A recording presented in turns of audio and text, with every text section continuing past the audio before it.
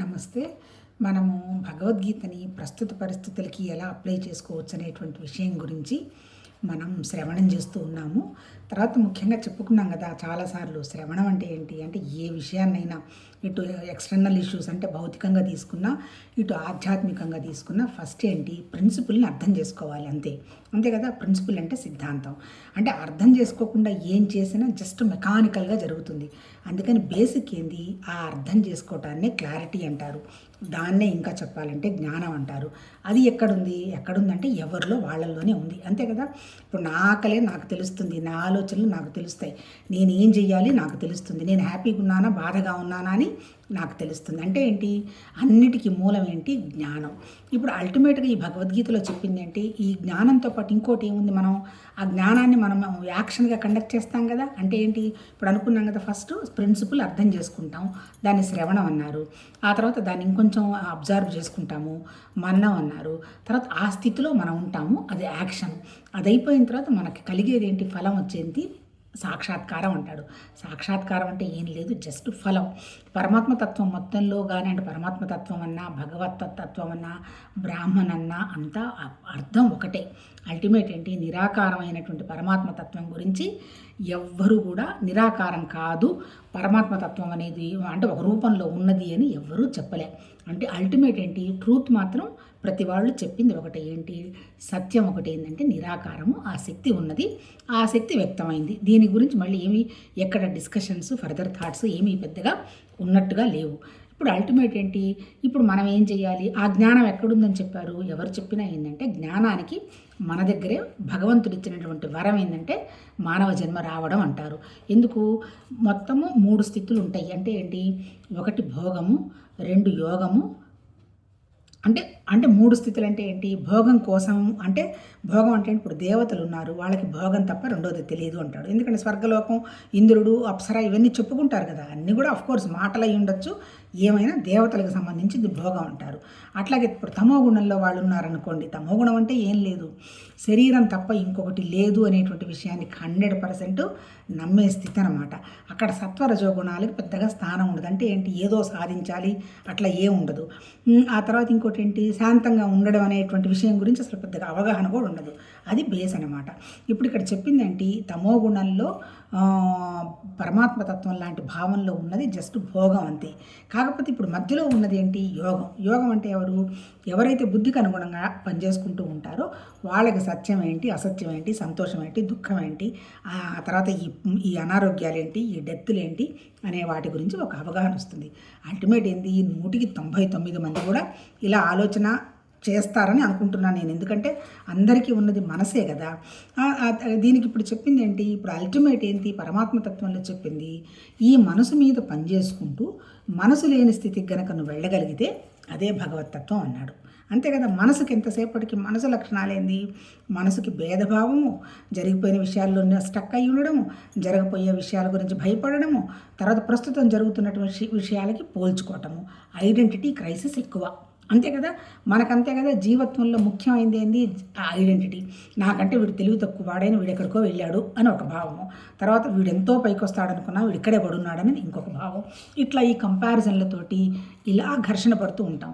ఇంకా ఇంకా ఇంకా ఇంకా అసలు ఆశ్చర్యకరమైన విషయం ఏంటంటే, ధర్మరాజు ఎక్కడో అడుగుతాడనమాట, ఈ భూమి మీద ఆశ్చర్యకరమైన విషయం ఏంది అని అడుగుతాడు.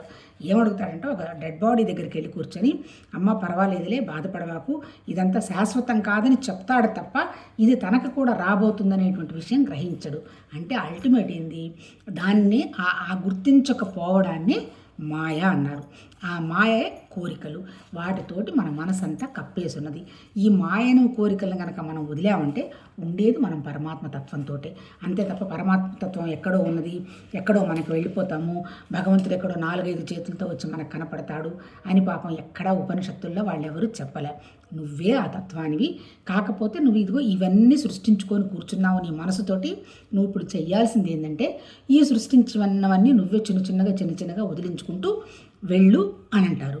తర్వాత ఇంకొక విషయం కూడా మీరు ఎవరైనా అబ్జర్వ్ చేశారో లేదో నాకు తెలియదు. ఏదైనా సరే మనకు ఒక చిన్నది, సపోజ్ మనం ఎర్లీ మార్నింగ్ నిద్ర లేవకపోతున్నాము, ప్రతిసారి నేను లేవలేకపోతున్నాను నా థాటే ఒక చాలా రోజులు మనం మేనేజ్ చేస్తాము. తర్వాత ఒక సడన్ మార్నింగ్ ఈ లైఫ్ ఏంటి, ఉదయం కూడా నిద్ర లేనంత స్థితి మనదనేటువంటి ఒక ఐడియా వచ్చిన వెంటనే ఉదయం నిద్ర లేవడం మొదలు పెడతాము. ఏ మార్నింగ్ వాకో లేకపోతే ధ్యానమో ఏదో ఒక లక్షణం అలవాటైపోతుంది. ఒక టైం బీయింగ్ అయిన తర్వాత ఇక మళ్ళీ మనం నిద్ర లేవలేకుండా ఉండకుండా ఉండిపోతాం అనమాట. రాత్రి ఎన్నింటికి పడుకున్నా పొద్దున్న ఆ పర్టికులర్ టైంకి లేవడం జరుగుతుంది. అప్పుడున్నటువంటి ఆనందం ఒక పెద్ద విల్లా లేకపోతే ఒక పెద్ద కారో కొనుక్కొని కాసేపు తిరిగిన తర్వాత ఎవరన్నా చూసి బాగుంది అన్న తర్వాత దాని మీద వ్యామోహం పోతుంది. మెటీరియలిస్టిక్గా మీరే అబ్జర్వ్ చేసుకోండి. ఒక మంచి విషయం కనుక మనం ప్రాక్టీస్ చేసిన తర్వాత ఉండేటువంటి ఆనందాన్ని అసలు మనం ఊహించలేము. అందుకనే మన మహానుభావులు ఋషులు ఏం చెప్పారు, ముందు ఒక మంచిగా ఏంటి, నీకు ఏదైతే బాధపడుతున్నావో ఆ బాధలో నుంచి తొలగిపోవాలి అనేటువంటి ఒక ఆలోచనని ఒక విత్తనంలాగా పెట్టు. అంటే ఏంటి, అన్నిటికీ మూలం ఆలోచన అంటున్నారు కదా. ఆలోచన అంటే ఏం లేదు, మనసే. ఈ ఆలోచన, మనసు, ఈ చిట్టి శరీరము, మనకు సంబంధించిన చిన్న చిన్న విషయాలు కనుక దాటితే ఉండేదంతా పరమాత్మ తత్వమే. మనం ఎంత చూసుకున్నా ఏంటి, ఈ చిట్టి మనసుకు ఉన్నటువంటి హిస్టరీ ఎంత ఇంత. ఎప్పుడో పుట్టాము, ఏదో స్కూల్కి పోయినాము, కాలేజీకి వెళ్ళాము, పెళ్లి చేసుకున్నాము, ఇద్దరు పిల్లల్ని కన్నాము, మళ్ళీ వాళ్ళకి పెళ్ళిళ్ళు చేసాము, మళ్ళీ మనవరాళ్ళు పుట్టారు, ఇంక వృద్ధాప్యం వచ్చింది, పోతాం. ఇంతకంటే ఏమన్నా ఎవడి లైఫ్ అన్నా ఉందా? కాకపోతే కొంతమంది 400 కోట్లు, 500 కోట్లు, 1000 కోట్లు సంపాదించుంటాడు, తర్వాత ఏదో ఒక జబ్బు వస్తుంది, పోతాడు. అంతకంటే ఇంకేమన్నా ఉందా? లేదు. ఒక ఆయన 4-5 పెళ్ళిళ్ళు చేసుకున్నాడు, ఏదో పాపం సుఖపడ్డాడో, కింద పడ్డాడో, బాధపడ్డాడో, ఆయన బాధలు ఆయన పడ్డాయి. ఈ మెటీరియల్గా ఇంతకంటే ఏమన్నా ఉందా? ఇంతకంటే ఉండే క్వశ్చనే లేదు ఏ లైఫ్లో కూడా. అందుకని ఏం చెప్తున్నాడు, నిన్ను ఏ విషయమైనా సరే ఘర్షణ పెడుతున్నా, బాధ పెడుతున్నా, దానికి సంబంధించింది ఏంది, అది నువ్వు అనేటువంటి విషయానికి నువ్వే ఒక చిన్న విత్తనం పెట్టాలి. ఆ విత్తనం పెట్టిన తర్వాత ఏం చేస్తావు, విత్తనం అంటే ఏంటి, ఒక ఆలోచన చేయటం మొదలు పెడతావు. అదే అనుకున్నాం కదా, పొద్దునే నేను నిద్ర లేవాలి. లేవలేకుండా ఉండే పరిస్థితుల్లో మళ్ళీ జస్టిఫికేషన్కి వెళ్ళిపోతుంది మానవ బుద్ధి. లేచేం చేస్తాంలే, వాళ్ళందరూ 4ంటికి లేచి చేసి కోడి కూస్తుంది, ఏమి సాధించింది, ఇట్లా వెళ్తారు. అలా వెళ్ళకూడదు. జస్టిఫికేషన్ కానీ తర్వాత మనం చేసింది కరెక్ట్ అని కానీ ఎప్పుడూ ప్రూవ్ చేసుకోకూడదు. అంటే ఏంటి, మనం అంత బ్యాలెన్స్గా ఉండాలన్నమాట. తప్పు జరిగింది, తప్పే. అందులో ఎక్కడా కూడా నేనేదో వాళ్ళు పోసారు, వీళ్ళు చేశారు అట్లా అనకూడదు. అలా చేసిన తర్వాత ఉండేటువంటి ఆనందం ఎవరికి వాళ్ళే అనుభవానికి తెచ్చుకోవచ్చు. అందుకే మనం ఉపనిషత్తుల్లో వాళ్ళు ఏం చెప్పారు, నీకొచ్చిన అనుభవాల్లో నువ్వు నేర్చుకుంటే నీకొచ్చే ఆనందం ఏదో నువ్వే గ్రహిస్తూ ఉంటారు. ఇవాళ ఉదాహరణ చిన్నది, పొద్దున ఏదో మొక్కలకి నీళ్లు పోయడానికి తీసేసిన ఆకులు అలాలన్నీ కలిపి కొంత వాటర్ లాగా ఎక్కడో పెట్టాను. పొరపాటున చూసుకోకుండా దాన్ని కింద పడేసా. పైనుంచి వెళ్ళి కింద ఫ్లోర్లలో పడింది దరిద్రమైన వాసన. అప్పుడు ఏం చేయాలి, టపటప భయం వేసింది. పరిగెత్తుకుంటూ కిందకెళ్ళి ఆ కింద ఫ్లోర్లలో ఉన్న వాళ్ళకి సారీ అండి, పొరపాటు అయిందని చెప్పాను. వాళ్ళు ఎవరు ఏం బాధపడలేదు. వాళ్ళు ఎంత హ్యాపీగా ఫీల్ అయ్యారంటే, ఇలా మిస్టేక్ చేసిన తర్వాత కూడా వచ్చి వాళ్ళు ఎవరు చెప్పేవాళ్ళు ఎవరనండి అని అంటారు. బట్ నాకు తెలుసు కదా నాది మిస్టేక్ అని, కింద మనుషులు ఉన్నారనేటువంటి సెన్స్ నాకు ఉండాలి కదా, అది లేకుండా పోయింది కదా. కానీ అప్పుడు నేను ఎట్లా రెక్టిఫై చేస్తాను, కిందకి పోయి నీళ్లు తీసుకొచ్చి పైన పోయలేను కదా. అందుకని అక్కడికి వెళ్ళి చెప్పిన తర్వాత మై హార్ట్ ఈస్ వెరీ, అంటే నాకే కాదు వాళ్ళు కమ్యూనికేట్ చేసిన వాళ్ళు కూడా చాలా కంఫర్టబుల్గా, ఎంతో హ్యాపీగా వాళ్ళు ఫీల్ అయ్యారు. అంటే అర్థం ఏంటి, ఇక్కడ నేను వదిలింది ఏంటి, నా ఈగోని వదిలాను అనుకో. లేదు పనమ్మాయిని పంపించి పొరపాటు అయింది లేని పనమ్మాయి చేతి చెప్పించి కూడా ఉండొచ్చు, కానీ పనమ్మాయి చేయలే, నేనే చేశాను కదా. అంటే అర్థం ఏంటంటే ఇక్కడ చెప్పదలుచుకుంది గొప్పతనం గురించి కాదు, మీరే మనకొచ్చిన వాటిలో మనమే నేర్చుకుంటూ పోవాలి. ఎక్కడో అవుట్ సైడర్స్కి వెళ్ళి సారీ చెప్పే మనము మన ఇంట్లో మనకేదో కొద్దో గొప్ప చేసుంటారు, వాళ్ళ దగ్గర మనం అనుభవానికి తెచ్చుకొని ఉంటాము. తర్వాత మనకి ఇప్పుడు పిల్లలే ఉన్నారు, వాళ్ళు మనకేం ఇయ్యక్కర్లా. వాళ్ళు పుట్టిన తర్వాత మనకు వచ్చినటువంటి త్యాగ గుణమే గొప్ప గుణం అనుకుంటా నేనైతే. అంతకుముందు సెల్ఫిష్నెస్ కదా, ముందు నేనే తినాలి, నేను వేడివేడిగా తప్ప తినను అవన్నీ అంటారు. ఒక్కసారి భర్త పిల్లలు వచ్చేసిన తర్వాత ఇక నేనే నాది అనేటువంటి భావం ఈ చాలామందికి, ఎవరో ఇప్పుడేదో అనుకుంటున్నారు కానీ ఆ జనరేషన్లో ఎవ్వరు కూడా అవతల వాళ్ళని చూసిన తర్వాతనే వీళ్ళున్నారు. ఎందుకు, ఆ ఫెమినిజంలో ఈ త్యాగ గుణం అనేది రావడం వల్లనే హార్ట్ ఎక్స్పాండ్ అవ్వడానికి సోర్స్ ఉంది. చాలామంది అనుకుంటాను, నేను కూడా ఒకప్పుడు ఫెమినిస్ట్ని, ఆడపిల్లగా పుట్టితే అంతా విమెన్ రైట్స్ ఫ్రీడమ్ అనేది. చాలా తప్పుగా ఆలోచించాను అనుకుంటా. ఎందుకంటే ఈ సాక్రిఫైస్ చేసేటువంటి గుణం ఉన్నది ఫెమినిజానికే కదా, అంతే కదా. మనం ఎంతో భరిస్తాము పిల్లల కోసం కానీ ఇంకోటి కానీ, మరి అలాంటప్పుడు అది దాంట్లో మనం ఎంత లైట్గా అయిపోతాము, మన హార్ట్ ఎంత ఎక్స్పాండ్ అవుతుంది, ఎవరికి వాళ్ళే అబ్జర్వ్ చేసుకోండి. ఇప్పుడు ఇక్కడ మన టాపిక్లో చెప్పింది ఏంటి, అట్లా ఏ విషయానికైనా సరే మనం నేర్చుకుంటూ పోవాలి అంటే దానికి మన చేతిలో ఉన్నటువంటి ఆయుధం మన ఆలోచన. సో మంచి ఆలోచన అనేటువంటి ఒక విత్తనాన్ని పెడతాము. పెట్టిన తర్వాత ఏం చేస్తాము, జస్టిఫికేషన్కి వెళ్లకుండా పొరపాటున లేవలేకపోయినా ఏమనుకోవద్దు. ఆలోచన వచ్చింది, రేపు కూడా వచ్చింది, తర్వాత కూడా వచ్చింది. వచ్చిన తర్వాత ఒక ఫైన్ మార్నింగ్ మనంతట మనకి చిరాకు వచ్చేసి మనం స్టార్ట్ చేస్తాం. అంటే ఏమైంది, ఈ చేసిన తర్వాత ఏమవుతుంది, మర్రోజు చేసాము, తర్వాత చేసాము, కాకపోతే ఏంటి మనకు ఆ శక్తి లేదనుకున్నప్పుడు మనం ఒక గ్రూప్ని తయారు చేసుకుంటాం. మనం లేవకపోయినా వాళ్ళ కోసమైనా లేచి వెళ్లాల్సి వస్తుంది. అట్లా అయిపోయిన తర్వాత అందరికీ చెప్తాం, నేను ఇది బ్రహ్మాండంగా పొద్దున్నే లేచాను అనేసి. తర్వాత మళ్ళీ ఎక్కడ కనపడితే వాళ్ళు అడుగుతారు అని మళ్ళీ చచ్చా మొహమాటం ఇస్తుంది. అందుకని చచ్చినట్టుగా ఈ పెట్టిన మంచి థాట్ని అలవాటుగా చేయడం మొదలు పెడతాం. అదేమైపోతుంది, అలవాటు కాస్త ఇప్పుడు ఈ విత్తనం కాస్త ఏమైపోతుంది, ఇలా చేస్తూ పోతున్నాను కదా, అది అలవాటు అయిపోతుంది అనమాట. ఇంకా ఈ అలవాటు అయిపోయిన తర్వాత ఇంకా నేను మానుకోలేను. అంటే ఏంది, ఆలోచన వచ్చింది, ఆలోచన చేసుకుంటూ పోతున్నాను, చేసుకుంటూ పోయిన తర్వాత అల్టిమేట్ ఏమైంది, ఆలోచన యాక్షన్ హ్యాబిట్ అయిపోతుంది. అది ఇట్స్ మై సెకండ్ నేచర్, అంతే కదా. ఇప్పుడు మనకు వచ్చినటువంటి నెగటివ్ విషయాలన్నీ కూడా మన సెకండ్ నేచర్సే. ఏదైనా చూడంగానే కామెంట్ చేయడము, సలహాలు ఇవ్వడము, తర్వాత జడ్జిమెంటల్ ఏరియాలో ఉండడము, పోల్చుకోవటము, ఈర్ష్యపడము, జరిగిపోయిన విషయాలన్నీ ఎత్తి మాట్లాడటము, మన విషయాలందరికీ చెప్పడము, రేపు ఏం జరుగుతుందో నేను మనం భయపడటము, పక్క వాళ్ళని భయపెట్టము, ఇదంతా కూడా ఎలా అయిపోయింది, మన సెకండ్ నేచర్ అయిపోయింది. ఇప్పుడు మనం ఏం చేయాలి, ఈ మన సెకండ్ నేచర్లో నుంచి వదలడం మొదలుపెట్టాలి. ఇప్పుడు నేను చెప్పిన క్వాలిటీస్ అన్నీ కూడా ఒకటొకటి కనుక వదిలించుకుంటూ ఉంటే మనకే తెలుస్తుంది మన మనస్సు ఎంత తేలికగా, ఎంత 100% కంఫర్టబుల్గా ఉందని. అలా చెయ్యాలి అంటే ఏం చేయాలి, ముందు విత్తనం పెట్టాలిగా, ఆలోచన పెట్టాలి. ఆలోచన పెట్టిన తర్వాత దాని మీద పని చేయాలి. పని చేసిన తర్వాత ఏమవుతుంది, అది అలవాటుగా మారిపోతుంది, హ్యాబిట్. తర్వాత ఆ హ్యాబిట్, ఈ అలవాటు, ఈ ఆలోచన ఏంటో తెలుసా, అదే మన క్యారెక్టర్.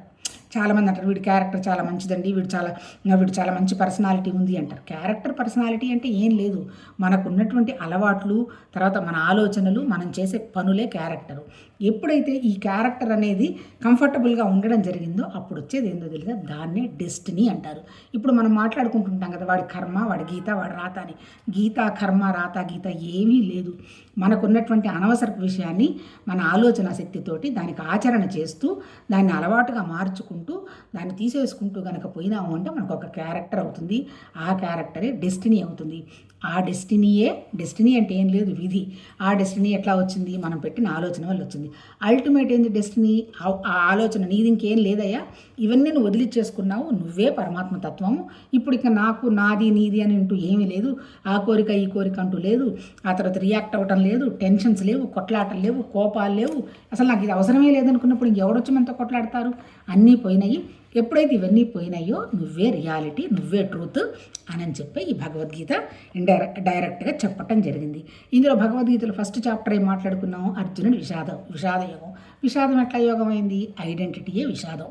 అంతే, నాది అన్నప్పుడే కోపం వస్తుంది, దుఃఖం వస్తుంది, వాళ్ళు చెయ్యకపోతే కోపం వస్తుంది, ఆ కోపం అంతా మనసు శరీరం మీద పడుతుంది, ఆరోగ్యం కాస్త సర్వనాశనం అయిపోతుంది. ఎప్పుడైతే నీ మనసులో శాంతి లేదు, నువ్వు ప్రపంచంలో అంతా కూడా ఆ శాంతే చూస్తావు. నువ్వు ఎక్కడైతే మంచి చూడటం అలవాటైందో ప్రతి చోట మంచి చూసుకుంటూ పోతావు, మంచి మాట్లాడతావు, మంచి వింటావు, మంచి జరుగుతుంది. ఈ చెడు జరుగుతుందో లేకపోతే నా లైఫ్ ఇట్లుంది అనడానికి కారణం ఏంటంటే, అల్టిమేట్ ఏంటంటే మన ఆలోచన. నువ్వు ఏం ఆలోచన చేస్తావో అదే నువ్వు యూనివర్స్లోకి పంపిస్తావు. ముందు నీ ఇంటి ద్వారాగా యూనివర్స్ మొదలయ్యేది. ఇంకా ఇంట్లో నీ చుట్టుపక్కల ఉన్న వాళ్ళంతా ఎట్లా ఉంటుంది, ఇదే వ్యవహారం ఉంటుంది. అందుకని ఫస్ట్ ఏం చేయమని చెప్తున్నాడు భగవద్గీతలో, ఐడెంటిటీ లేదయ్యా, ఇక్కడ నువ్వు చేసేది ఏం లేదు, అహంకారంతో గోలగోలగా ఉన్నావు, నేను చంపితే వాళ్ళంతా చచ్చిపోతారని నువ్వు తెగ టెన్షన్ పడిపోతున్నావు, నీకంటే భీష్ముడు గొప్పవాడు కాదా, భీష్ముడు కూడా చంపేస్తాననేటువంటి, భీష్ముడికి మరణం లేదనమాట, చంపేస్తానని అహంకారంలో ఉన్నావు, తర్వాత చచ్చిపోయిన వాళ్ళంతా ఇబ్బంది పడతారనే మమకారంలో ఉన్నావు, దీన్ని వదిలించుకో, నీకు వదిలించుకోవడానికి చెప్తాను అని చెప్తానంటాడు. సరే పాపం అర్జునుడు బలహీన పడిపోయి, భగవాన్ నాకు ఏం అర్థం కావట్లేదు, నా నుంచి కాటలేదు, ఇంక నువ్వు తప్ప నాకు దిక్కు లేదు అని శరణార్థి దండం పెట్టి శరణ కోరుకుంటాడు. అంటే అర్థమైంది, ఎవరైనా వచ్చి అడిగితే తప్ప ఏం చెప్పకూడదు. అంటే ఎందుకు చెప్పకూడదు, వాళ్ళకి అర్థం చేసుకునే శక్తి లేదనుకో, చెప్పే ప్రయోజనం ఏముంది. అర్థం చేసుకోకపోగా ఆపోజిట్గా అర్థం చేసుకుంటారా, ఏమో కాబట్టి పెద్ద తెలిసినట్టు చెప్పొచ్చిందిలే, భలే చెప్పిందిలే, పో అని పక్కకి వెళ్ళి ఏదో అనుకుంటారు. వాళ్ళకి ఆ స్కోప్ ఇవ్వడం ఎందుకు? మనం అనుకుంటే మన గురించి అనుకుంటే మనకేం నష్టం లేదు. కాకపోతే పాపం వాళ్ళని కూడా మనం ఇబ్బంది పెట్టకూడదు కదా. అందుకని అర్జునుడు అడిగిన తర్వాతనే నేను గురువుగా స్వీకరిస్తున్నాను అని అర్జునుడు భగవాన్ అడిగిన తర్వాతనే కృష్ణుడు చెప్పడం మొదలు పెడతాడు. ఏమీ లేదయ్యా, అనవసరంగా నువ్వు టెన్షన్ పడుతున్నావు, ఇక్కడ చంపేవాళ్ళు చచ్చేవాళ్ళు అంటూ ఎవరు లేరు, ఉన్నదంతా ఒకటే పరమాత్మతత్వం. ఆ తత్వమే ఇటు జడంగా తర్వాత ప్రాణంగా వ్యక్తమైంది. జడంగా వ్యక్తమైందేమో పంచభూతాలు బ్రహ్మాండం, ప్రాణంగా వ్యక్తమైందేమో జీవాత్మ అంటే మీరేను పంచకోశాలు. ఈ రెండుటి ద్వారానే పరమాత్మతత్వం పనిచేస్తుంది.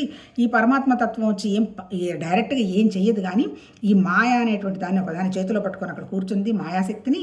అందుకని మిమ్మల్ని కూడా మీ మీద కూడా పడుందంతా ఏంటి ఆ మాయాశక్తి. నువ్వు కనుక మాయాశక్తిని గ్రాస్ప్ చేసావంటే అది నీ నిమిషంలో ఉండదు. ఆ మాయ అంటే ఏదో కాదు, నీ మనసేను. అందుకని నువ్వు భయపడుతున్నది బాధపడుతున్నది ధర్మం అధర్మం అంతా అనుకుంటున్నది మనసేను, అంతే తప్ప ఇక్కడ అంతా ఏం లేదు. కాకపోతే ఏంటంటే నేను అని చెప్తాడు. సరే అంతా అది జ్ఞానం అంటే ఏం లేదు, ఉన్నదంతా పరమాత్మతత్వమే నీ చేత చేయిస్తున్నది తప్ప ఇంకొకటి కాదు, అనవసరంగా నువ్వు టెన్షన్ పడకంటాడు. మరి జ్ఞానమే కరెక్ట్ అయితే మరి ఎందుకయ్యా నన్ను మళ్ళీ ఏం చేయకుండా ఏడుస్తూ కూర్చున్నావు అని నన్ను అంటున్నావు, మరి ఏదో కర్మ చేయమంటున్నావు కదా అంటాడు. అంటున్నాను, ఎందుకంటున్నాను అంటే నీకు ఆ శక్తి లేదు.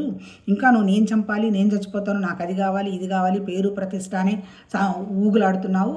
అలాంటప్పుడు నీకు ఇచ్చినటువంటి ధర్మాన్ని నువ్వు నిర్వర్తించగలిగినప్పుడు అప్పుడు డెఫినెట్గా నువ్వు ముందుకెళ్తావు.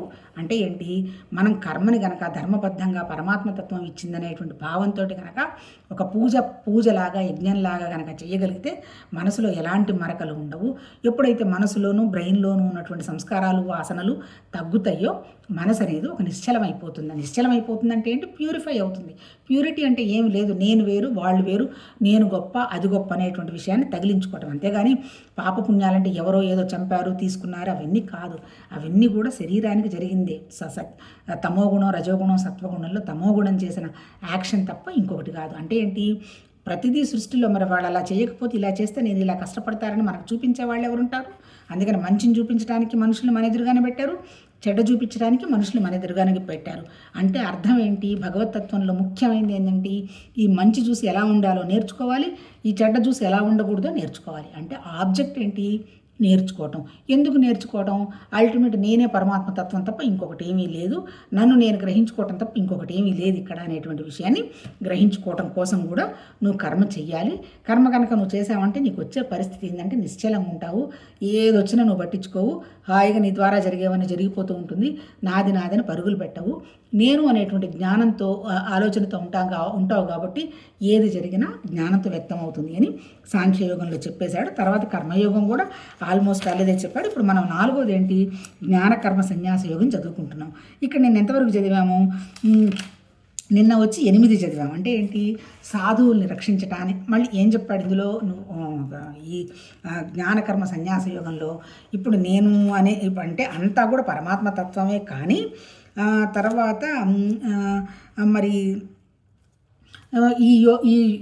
ఈ కర్మ ఈ జ్ఞాన సన్యాస యోగం కానీ ఈ భగవతత్వానికి సంబంధించింది కానీ అందరికీ చెప్పకూడదు, అందరికీ అర్థం చేసుకునే స్థితి ఉండదు. కేవలం నువ్వు నాకు శిష్యుడు కాబట్టి నన్ను నువ్వు ప్రేమగా ఉన్నావు కాబట్టి నీకు అర్హత వచ్చింది కాబట్టి నేను చెప్తున్నానయ్యా అని అడుగుతాడు. సరే, దానికి అర్జునుడు ఏమంటాడు, అంతా బాగుంది కృష్ణ, నువ్వు ఎప్పుడో నిన్నగాక మొన్న పుట్టావు, ఎప్పుడో నేను సూర్యుడికి బోధించానన్నావు, తర్వాత మనువుకు బోధించానన్నావు, ఇక్ష్వాడుకు బోధించానన్నావు, హౌ ఇట్ ఈస్ పాసిబుల్ అని అడుగుతాడు. దానికి చెప్తాడు, ఈ పరమాత్మతత్వం వ్యక్తమైనప్పటి నుంచి ఈ సృష్టికి సంబంధించింది ఏదన్నా జరగాలంటే మాయను పట్టుకొని సాకార రూపంలో నేను అప్పుడప్పుడు వస్తూనే ఉన్నాను, ఎప్పుడు అవసరమైతే అప్పుడు అని చెప్తూ చాలా జన్మలు పోయినాయ్యా, నీకు చాలా జన్మలు పోయినాయి, నాకు చాలా జన్మలు పోయినాయి. కాకపోతే వచ్చిన సమస్య ఏంటి అంటే నేను నన్ను ఆ కోసం ఆశించి కర్మ కోసంగా నేను రాలేదు కదా, కర్మ కోసం రాలేదు, కేవలం భగవతత్వ పనిని ఎక్స్ప్రెస్ చేయాలనే ప్రాసెస్తోనే నేను వచ్చాను కాబట్టి నా జన్మలన్నీ నాకు తెలుసు. నీవేంది, నువ్వు వచ్చింది దేనికి, నీ కోరికలు నెరవేర్చుకోవడానికో, నీ సంస్కారం పోగొట్టుకోవడానికో, లేకపోతే అవన్నీ అనుభవించడానికి నువ్వు వచ్చావు కాబట్టి నీ జన్మల గురించి నీకు తెలిసే క్వశ్చన్ లేదు, నీకు తెలియదు. బట్ నా జన్మలు మాత్రం తెలుసు, నాది ఈ జన్మే కాదు, అంతకుముందు కూడా చాలా జరిగినాయి, చాలా అవసరం వచ్చినప్పుడల్లా నేను వచ్చాను అంటాడు. అంతే కదా. ఇప్పుడు మనది కలియుగం. అంతకుముందు ఏంటి, ఫస్ట్ వచ్చి ద్వాపర యుగం, త్రేతాయుగం, ఆ తర్వాత ముందుది వచ్చి సత్యయుగం అంటారు, దాని పేరు కృతయుగం. ఈ 3 యుగాల్లో మనుషులు మరి అప్పుడప్పుడు మరి విష్ణుమూర్తి అన్నారు, రాముడు అన్నారు, కృష్ణుడు అన్నాడు. వాళ్ళు కూడా ఏంటి, నిరాకారమైనటువంటి పరమాత్మతత్వ శక్తిని సంబంధించి మాయను పట్టుకొని వచ్చిన వాళ్ళే తప్ప వాళ్ళది కూడా అంటే సాకారమైనదంతా కూడా జన్మనే విషయం. కాకపోతే ఏంటంటే వాళ్ళవి అవతారాలు అన్నట్టు చెప్పాడు నిన్న చదివిన దాంట్లో. ఆ తర్వాత ఇంకోటి ఏమంటాడు, నాకు ఇంకా గిన్మలు ఏమీ లేవు, ప్రకృతిని నేను పట్టుకొని ఉన్నవాడిని, అందుకని నాకు నా జన్మకి నేను జీవత్వం కోసమో నా లాభం కోసం వచ్చిన జన్మ కాదు నాది పరమాత్మతత్వం అన్నట్టు చెప్తాడు. ఆ తర్వాత ఇంకోటి ఏం చెప్తాడు, హాని కలిగినప్పుడు నేను వస్తాను అంటాడు. ఆ తర్వాత సత్పురుషులను రక్షించడం అంటే ఏంటి, సమాజానికి ఎవరైతే ఉపయోగపడుతున్నట్టు ఉంటారో వాళ్ళని నష్టపరిచే పరిస్థితి ఉండదు, వాళ్ళ అవసరం కోసం డెఫినెట్గా నేను ఉండడం జరిగింది అని నిన్న అంతవరకు చెప్పుకున్నాం. ఈరోజు ఏంది 9వది, అర్జున నా జన్మ అవతారాలు కర్మాలు దివ్యాలు అనగా నిర్మలములు అలౌకికములు. ఈ తత్వరహస్యమును తెలుసుకొనినవాడు తనువును చాలించిన పిమ్మట మరలా జన్మించడం సరికదా నన్ను చేరును. అంటే ఏంటి, భగవత్తత్వాన్ని గనక సక్రమంగా అర్థం చేసుకున్నప్పుడు ఏం జరుగుతుందంటాడు, ఆ భగవత్తత్వం అనేది బయట లేదు, అది నేనేను, నాకున్నటువంటి జ్ఞానమేను, ఆ జ్ఞానం వల్లనే పరమాత్మతత్వం వల్ల ఏదో పని కోసం ఈ శరీరం అనేటువంటి విషయాన్ని ఎవరైతే అర్థం చేసుకుంటారో వాళ్ళకి మళ్ళీ జన్మ లేదు అంటాడు. ఎందుకు వస్తుంది జన్మ అంటే ఏంటి, ఏదైనా కోరికుంటేనే జన్మ రావాలి, కానీ పరమాత్మతత్వ జన్మ ఎందుకు వస్తుంది, ఏదో ఉద్ధరణ జరగటానికి వస్తుంది. ఇప్పుడు అక్కడ ఆయన ఏం చెప్తున్నాడు, ఎవరైతే నన్ను అర్థం చేసుకుంటారో నన్నంటే ఏంటి ఆయన ఉద్దేశం, పరమాత్మతత్వాన్ని ఎవరైతే అర్థం చేసుకుంటారో వాళ్ళు ఇంకా మళ్ళీ రారు అంటే ఆల్మోస్ట్ వాళ్ళు నాలాంటి వాళ్ళే అంటాడు. ఇక్కడ చెప్పింది ఏంటి, మనకి ఆయన ఇచ్చిన హింట్ ఏంది, మనకు కూడా స్వార్థం లేకుండా అంతా భగవతత్వమే అనేటువంటి ఒక స్థితిలో ఉంటే మనకి భగవతత్వానికి పెద్దగా తేడా లేదు. ఎందుకు మళ్ళీ, కాకపోతే మనకు ఒక మనసు ఉంది కదా, ఈ మనసు ఉన్నంతకాలం అంటే ఈ ఉపాధి ఉంది, ఉపాధి అంటే శరీరం, ఇది ప్రారంభం కోసం ఏదో పని కోసం వచ్చి ఉండొచ్చు, అది మనకు తెలియదు. అందుకోసం ఉన్నంతకాలం మనసు శరీరం ప్రాణం ఉన్నాయి కాబట్టి ఆహారం తీసుకోవాలి, మంచినీళ్ళు తాగాలి, మన చుట్టుపక్కల మనకిచ్చినటువంటి పనులన్నీ మన ద్వారా జరుపుకుంటూ పోవాలి, అంతవరకే తప్ప రిమైనింగ్ టైం అంతా కూడా అంత భగవతత్వ భావం అనేటువంటి భావంలోనే ఉండగలిగినప్పుడు నాకు నీకు తేడా లేదయ్యా అంటాడు. అక్కడ అల్టిమేట్ ఏంటి, ఇప్పుడు మన భయం అంతా ఏంటి, నేను చచ్చిపోతానేమో అనేటువంటి జబ్బులు వస్తాయో ఇవేగా మన భయం. ఇక్కడ ఏం చేశాడు, అసలు మనకి జన్మే లేదు కదా, అంటే జన్మ అంటే ఏంటి, శరీరం లేదు కానీ జ్ఞానం ఉంది, అది వస్తుంది పోతుంది, దాని గురించి పెద్ద నువ్వు టెన్షన్ పడాల్సిన అవసరం లేదు. ఎప్పుడైతే నువ్వు నన్నే 24 గంటలు గుర్తుపెట్టుకునే స్థితిలో ఉంటావో ఇక నువ్వు మళ్ళీ రావడం పోవడం కూడా లేదు, ఆల్రెడీ నువ్వు ఉంటావు అంటే ఏదైనా పని ఉంటే జరుగుతుంది, లేకపోతే లేదు. అంటే ఏంటి, నీకు పరమాత్మతత్వానికి పిసరంత కూడా తేడా లేదని ఆయన చెప్పదలుచుకున్నాడు ఇక్కడ. తర్వాత ఇంకోటి ఏం చెప్తాడు, 10 ఇదివరలో కూడా సర్వదా రాగభ్రయ క్రోధరహితులైన వారు దృఢమైన భక్తి తాత్పర్యాలతో స్థిరబుద్ధి కలిగి నన్ను ఆశ్రయించిన భక్తులు పెక్కుమంది జ్ఞాన తపస్సన్నులై పవిత్రులై నా స్వరూపమును పొందిండ్రి. ఇప్పుడే కాదయ్యా, ఇదివరకు నుంచి కూడా నేనే కావాలని చేసుకుంటూ ఎవరైతే ఉన్నారో వాళ్ళందరూ ఆల్రెడీ నన్ను పొందే ఉన్నారు అంటాడు. పొందే ఉన్నారు అంటే ఏంటి, ఇప్పుడు భగవతత్వం అంటే ఏంటి, నిరాకారమైన భగవతత్వం ఎలాంటిది, స్పేస్, అంతే కదా. స్పేస్ అంటే ఏంటి, ఖాళీ ఎలా ఉంటుంది, ఇప్పుడు సపోజ్ మన శరీరం నా శరీరమే అనుకోండి, కాసేపు పంచభూతాలతో శరీరం కింద పడింది, ప్రాణం ఉంది, ప్రాణం వెళ్ళిపోతుంది, ప్రాణం మనసు కలిసి ఎక్కడికి వెళ్ళిపోతాయి, వెళ్ళిపోవడం అంటే ఇప్పుడు మళ్ళీ శరీరం వెళుతుందా, స్వర్గం వెళుతుందా, నరకం వెళుతుందా, ఈ ఖాళీ, ఇప్పుడు ఇది ఈ శరీరం అనేది ఇట్లా ఉందనుకోండి, ఈ శరీరం పడిపోయింది అనుకోండి, ఎక్కడికి వెళ్తుంది, ఈ ఖాళీలోకి వెళ్తుంది. అంటే ఏంటి, ఉండేది ఖాళీ, అంటే మనం ఖాళీ అయినప్పుడు, ఖాళీ కాదు ఇంకేదో ఉండాలి రావాలి అంటే మన జన్మలు పునర్జన్మలు ఉన్నాయేమో, అది కరెక్ట్గా వీళ్ళు చెప్పటం ఎందుకంటే చెప్పడం అంటే మనం నమ్మాలి కదా. పరమాత్మతత్వం భగవద్గీతను మనం నమ్ముతున్నాము అంటే భగవద్గీతలో ఏం చెప్పినా మనం నమ్మాలి. ఆయన చెప్పింది ఏంది, మళ్ళీ కోరికలు మిగిలిపోతే మళ్ళీ రావడం పోవడం జరుగుతుంది అంటాడు, కోరికలు ఏమీ లేకపోతే నువ్వే పరమాత్మతత్వం అంటాడు. అల్టిమేట్ అది. అందుకని పూర్వకాలం కూడా చాలామంది చేసి ఆల్రెడీ నన్ను చేరిపోయి ఉన్నారు అన్నట్టు చెప్పాడు. మనం ముఖ్యంగా మన శంకరాచార్య గారిని తీసుకుందాం, వ్యాస భగవాన్లని తీసుకున్నాం, వాళ్ళు భగవాన్ అనే రిఫరెన్స్ ఇచ్చుకున్నారు. మళ్ళీ శంకరాచార్య గారు మళ్ళీ ఎక్కడన్నా పుట్టినట్టుగా పాడైనట్టుగా మనకి ఏం వివరం తెలియదు. అంటే శంకరాచార్య గారు కానీ, తర్వాత వ్యాస మహాముని కానీ, తర్వాత అన్ని ఉపనిషత్తులు రాసినటువంటి మహామునులు కానీ వాళ్ళు సాధన చేసి వాళ్ళు యూనివర్స్తో కనెక్ట్ అయ్యి మళ్ళీ మనకి ఏదైనా చేస్తున్నారో లేకపోతే అదంతా మనకేం తెలియదు. అల్టిమేట్ ఏంటంటే అంతకుముందు కూడా ఇవన్నీ చేసి నాలో కలిసిపోయినారు అంటాడు. అంటే ఇక్కడ మనకేం ఆప్షన్ ఇచ్చాడు, మనం భగవతత్వ భావంలో కనుక 24 గంటల ఉండగలిగితే మనము పరమాత్మతత్వమే, మనకి చావులు పుట్టుకలు భయాలు బెంగలు టెన్షన్స్ కోరికలు అన్నీ పోతాయి అనే పాయింట్ మీద చెప్తున్నాడు. అది మనం 100% నమ్మాలి. ఆ తర్వాత 11 ఏం చెప్తున్నాడు, భక్తులు నన్ను సేవించిన రీతికి అనుగుణంగా నేను వారిని అనుగ్రహింతును. అనుసరింతును. మనుషులందరినూ వివిధ రీతులలో నా మార్గమునే అనుసరింతురు. ఇది ఎంత వండర్ఫుల్గా అనిపించిందంటే నాకు, ఇప్పుడు ఇన్ని మతాలు ఉన్నాయి, ఒక మతం కాదు, ఇప్పుడు మనకు కనపడుతున్న ఈ 4-5 మతాలే కాదు, ప్రపంచం మొత్తంలో జొరాస్ట్రియన్ అయినా, ఆ తర్వాత ఆ ఈజిప్ట్లో కానీ, ఆ తర్వాత ఇటలీ, కొన్ని వేల మతాలు చాలా ఉండొచ్చు. ఇప్పుడు ఇక్కడ ఆయన ఏం చెప్తున్నాడు, మన భారతదేశంలో ఉన్నటువంటి భక్తులందరికీ నేను చేస్తానని చెప్పలే. కుంభమేళ భారతదేశ భక్తులకి అని చెప్పలే. నదులు ఉన్నాయి అనుకో, ప్రపంచం అంతా నదులు ఉన్నాయి. కాకపోతే ఇక్కడ ఆయన చెప్పింది ఏంటి, ఎవరు ఏ రీతిగా కావాలని పూజ చేస్తే వాళ్ళని నేను ఆవృతంగా అనుకరిస్తాను అంటారు. కొంతమంది నాకు నరసింహస్వామి కల్లోకి వచ్చాడంటాడు, కొంతమంది నాకు ఆంజనేయ స్వామి వచ్చాడంటాడు, నాకు వచ్చే అమ్మ ప్రసాదం తినిందని కొంతమంది అంటారు, ఇంకా కొంతమంది ఏంటి నాకు రాముడు వచ్చి కూర్చొని ఏదో బోధిచ్చాడంటాడు, మళ్ళీ ఇంకోటి వచ్చి చెప్తారు ఏంటంటే కృష్ణుడు రాత్రి నాకు కల్లా కనిపించి నా దగ్గర ఫ్లూట్ వాయించారంటారు. అంటే ఏంటి, ఎవరి భావానికి అనుగుణంగా వాళ్ళు ఊహిస్తారు. అల్టిమేట్ ఏంటి, పరమాత్మ తత్వానికి నామ రూపాలు లేవు. అస్థి భాతి ప్రియం నామ రూపాలు అనేది చెప్తాడు. అస్థి భాతి అంటే ఏంది, ఉండడం అనేది ఉన్నది. ఆ ఉండడం ఎవరికి తెలుస్తోంది, మనకు తెలుస్తోంది. అంటే నేనున్నాననే విషయం నాకే తెలుస్తుంది కదా, దేనికోసం ఉన్నాను, ఏదో కోరికో ప్రియమో ఇచ్చ కోసమో ఉన్నాను. ఈ నామరూపాలన్నీ ఏంటి, మనం తగిలించుకున్నవి అంతే కదా. ప్రపంచం అంటే నామం రూపం, నామరూపాలు తీసేసి ప్రియం తీసేస్తే ఉండేదేంటి, అస్థిభాతి. అస్థిభాతి అంటే ఉండడం తెలియడం. ఎలా తెలిసింది, నామరూపాలు ప్రియంతో సంబంధం లేకపోతే ఉండడం ఉంది, తెలియడం ఉంది. అది ఒరిజినల్ దీనైతే. ఇప్పుడు ఆయన ఏం చెప్తాడు, ఎవరు నన్ను ఎలా చూస్తే నేను వాళ్ళకి అలా అనుగ్రహిస్తాను అంటాడు. అంతే. అంటే ఏంటి, నేను ఏ దృష్టితో చూస్తే ఆ దృష్టితో చూస్తామని. ఇప్పుడు మనం అసలు ఒరిజినల్ దృష్టి ఏంటి, ఒరిజినల్ ట్రూత్ ఏంటి, నేను చెప్పుకుంటున్నాను కదా, అస్థి భాతి ప్రియం నామ రూపాలు లేనటువంటిది ఒరిజినాలిటీ. కాకపోతే ఇప్పుడు మరి అసలు ఎందుకు ఇట్లా ఒక్కొక్క రూపాన్ని ఒక్కొక్కళ్ళు పూజించుకుంటారు, కింద చెప్తున్నాడు. 12 ఈ లోకమున కర్మఫలములను ఆశించువారు ఇతర దేవతలను పూజింతురు. ఏలనన అట్లు చేయుటచే కర్మల వలన కలుగు సిద్ధి వారికి శీఘ్రంగా లభించును. ఇప్పుడు మనం అల్టిమేట్గా మనం ఏం చేస్తున్నాం, ఈ భూమి మీద పనులే చేసుకుంటూ పోతున్నాం. ఈ పనులు ఎందుకు చేస్తున్నాము, ఏదో ఫలాన్ని ఆశించాక, ఫలం ఆశించకుండా నిన్న మాట్లాడుకున్నాం కదా, ఇష్టమైనవన్నీ కావాలంటాం, అయిష్టమైనవన్నీ తోసేయాలనుకుంటాం. ఆ ఫలం గురించే మనం దేవుని కోరుకుంటాం. అంతకంటే భగవంతుడి దగ్గరికి వెళ్ళి నాకేం అవసరం లేదయ్యా, నువ్వు నాకు సత్యం ఏదో చూపించు, నువ్వు నా దగ్గరకు నన్ను దగ్గరికి తీసుకెళ్ళు అని 199 మందిలో ఎవరు అడగరు. నాకు ఆ కోరిక ఉంది, ఈ కోరిక ఉంది, లేదు కనీసం నాకు మనశ్శాంతి అన్న ఇవ్వమని కోరుకుంటారు. అంతే అల్టిమేట్ కోరుకుండేది. ఇప్పుడు ఆయన ఏమంటాడు, ఎవరి దగ్గరికి వెళ్ళి ఏ కోరిక కావాలంటే ఆ కోరిక ప్రకారం వాళ్ళ ఆ దేవతల్ని పూజిస్తారు. డెఫినెట్గా ఈ పూజించినప్పుడు ఏమవుతుంది, కోరికలు నెరవేరుతాయి అంటారు. ఇప్పుడు వెంకటేశ్వర స్వామి దగ్గరికి వెళ్తారు, ఆయనంతా వైభవం, డబ్బులు. అట్లాగే అమ్మవారి దగ్గరికి వెళ్తారు, అమ్మవారి దగ్గర అంతా శక్తి. వీళ్ళు ఏది కావాలని కోరుకుంటే అక్కడ అనుగ్రహం జరుగుతుంది. ఇక్కడ అసలు ఇండైరెక్ట్గా మాట్లాడుకుంటే అల్టిమేట్ ఏంది, ఈ కోరుకునేది ఎవరు, శరీరం కోరుకుంటుందా, శరీరం జడం ఉంది అంతే, ఒక జడం. కానీ శరీరంలో అసలు నీకు మూమెంట్ థింకింగ్ ఉన్నది ఎవరికి, ప్రాణానికి ఉంది, మనసుకుంది. కోరుకునేది ఎవరు, ఇప్పుడు మనసు కోరుకుంటుంది. మనసు అంటే ఎవరు, నా శరీరానికి ఆలోచనలు కనుక తీసిపడేస్తే నా మనసే భగవతత్వం, ఇంకొకటి కొత్తది ఏమీ లేదు, అన్నీ నాలోనే ఉన్నాయి.